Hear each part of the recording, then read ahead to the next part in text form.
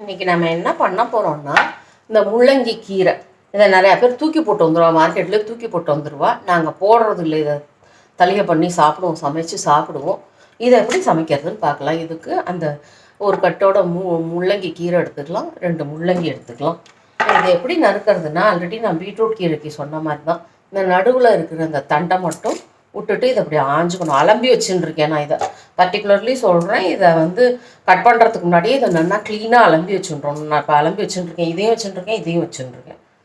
So அலம்பாமல் cut பண்ணக்கூடாது. இப்படி நடுவில் இருக்கிற தண்டை மட்டும் எடுத்துட்டு இந்த தண்டை தூக்கி போட்டுறணும். இந்த கீரையை மட்டும் இந்த மாதிரி வச்சுக்கணும். இப்போ நம்ம இதை மொத்தமாக நறுக்கின்ட்டு நம்ம பார்க்கலாம். முள்ளங்கி கீரை வாங்கறச்ச மட்டும் இது எப்படி இருக்கிற கீரையில் பண்ணலான்னா, பூச்சி வந்துருக்கக்கூடாது. பூச்சினாக்கா அந்த ஓட்டையாக இருக்கும். அந்த மாதிரி எல்லாம் கீரை இருந்தது, கொஞ்சமாக இருந்ததுன்னா அதை தனியாக செப்பரேட் பண்ணி தூக்கி போட்டுடலாம். இல்லை ஃபுல்லாகவே இருந்ததுன்னா அந்த கீரையெல்லாம் பண்ண முடியாது. நம்ம அதை வச்சுக்கணும். அப்புறம் வந்து நரம் போனாச்சாங்கி, அதாவது இலசாக இருக்கணும். இலசா முத்தின கீரையெல்லாம் பண்ணால் நல்லா இருக்காது. ஸோ இலசாக இருக்கணும். இப்போ நறுக்கறச்சே தெரியறது பாருங்க. கட் பண்ணுறச்சே முக்கால்வாசி இலசா தான் வரும். அதனால் ஏன்னா முள்ளங்கி முத்தினா யாரும் வாங்க மாட்டாங்க இல்லையா. அதனால் பெருசாக இருந்தால் வேணால் வாங்குவாளே தவிர விளைஞ்ச காயின்னு முத்தினா வாங்க மாட்டான். ஸோ இலசா இருக்கிற கீரையாக பார்த்து இந்த மாதிரி அந்த ஆஞ்சிட்டு இப்படி சின்ன சின்னதாக வெட்டி வச்சுக்கணும். சரியா? இந்த கீரையில் பார்த்து எல்லாம் ஓட்டையாக இருக்குது இல்லையா. இப்போ இதெல்லாம் பூச்சி வந்த கீரை, இதெல்லாம் தூக்கி போட்டுருவோம். சரியா? இது நான் இன்னொன்று என்ன கீரை பண்ணலான்னா, பீட்ரூட் கீரை ஆல்ரெடி நான் சொல்லியிருக்கேன். இது மூலிகா பாஜி, முள்ளங்கி கீரை.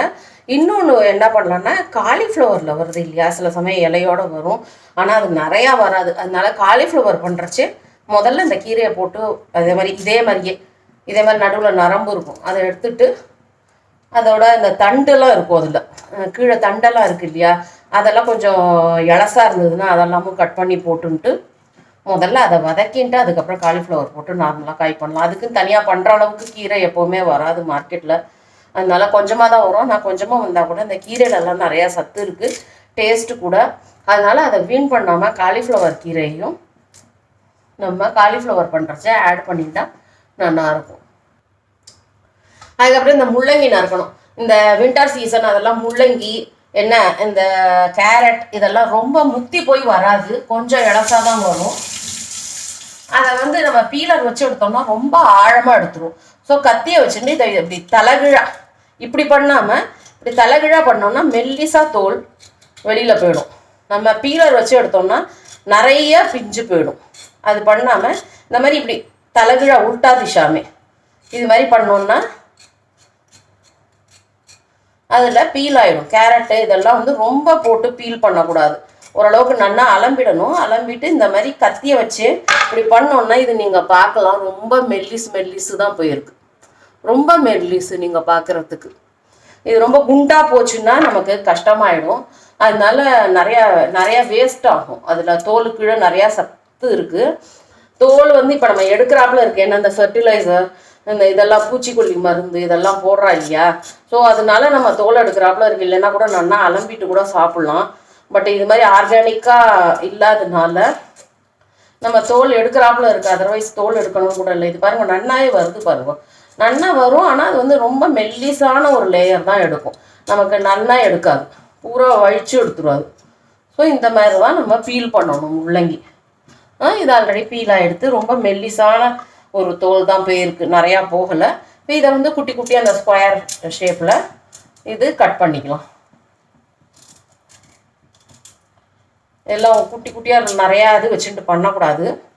ஸோ ஒன்று கீழே ஒன்று இது மாதிரியே நல்லா ஸ்லிட் பண்ணிட்டு மொத்தமாக வச்சு வெட்டிடும், இல்லைன்னா ரொம்ப டைம் எடுக்கும்.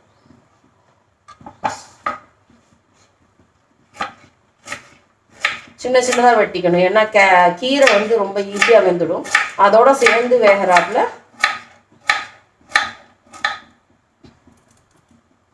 நம்ம ரொம்ப சின்ன சின்னதாக வெட்டிக்கணும்.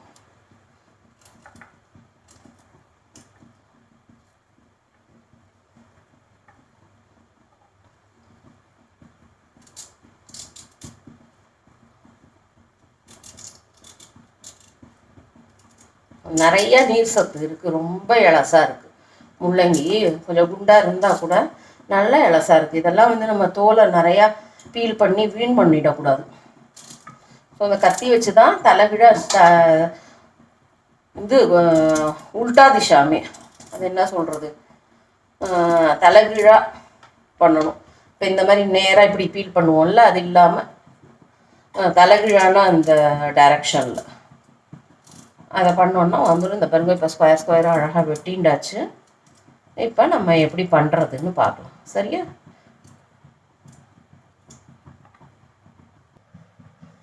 இப்போ அடுப்பை மூட்டிக்குவோம். எண்ணெய் விடணும். கடலை எண்ணெய் தான் யூஸ் பண்ணுறது, ஃபில்டர்டு கிரவுண்ட்நட் ஆயில். இல்லைன்னா எந்த ஆயிலாக இருந்தாலும் கொஞ்சமாக இந்த அளவுக்கு விட்டால் போதும். ஒரு ஸ்பூன் 1.5 ஸ்பூன் விட்டால் போதும். இதுக்கு நிறையா தேவைப்படாது.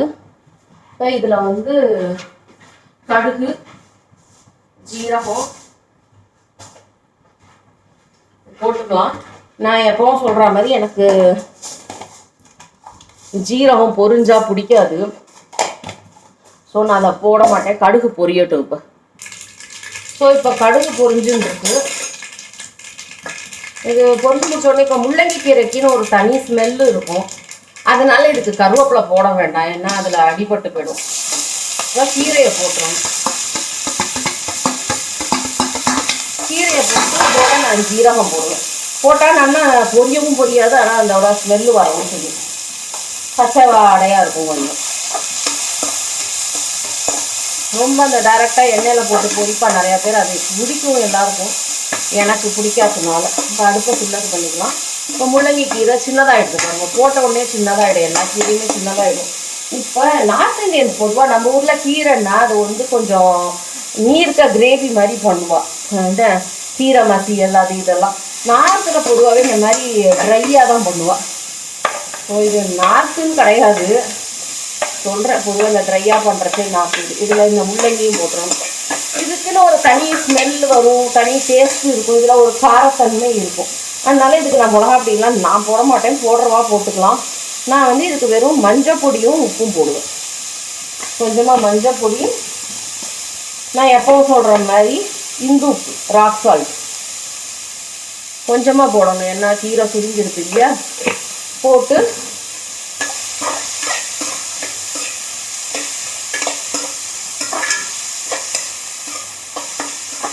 நல்லா கலந்துட்டு நான் எப்பவும் சொல்கிற மாதிரி தண்ணி விட்டு மூடி வச்சிடணும். அது வெந்துனாக்கா அந்த முள்ளங்கி அமுக்கி பார்க்கணும் கரண்டியால். அது ஈஸியாக நசுங்கிட்டு இல்லை பிஞ்சு வருது உடையிறது ஈஸியாக இருந்ததுனாக்கா வெந்துருத்துன்னு அர்த்தம். கீரை அதுக்குள்ளே வெந்துடும். முள்ளங்கி வேறு நேரத்தில் கீரை வெந்துடும், ஏன்னா அது மெல்லிசாக இருக்கிறதுனால அதை எடுத்து வைக்க வேண்டியதுதான். ஓகேவா? ஸோ முள்ளங்கி கீரை எப்படி பண்ணுறதுன்னு இன்னைக்கு பார்த்துருக்கோம். Hope you like it. If you like, please like, comment and subscribe. Particularly bell button அழுத்த மறந்துடாதீங்க.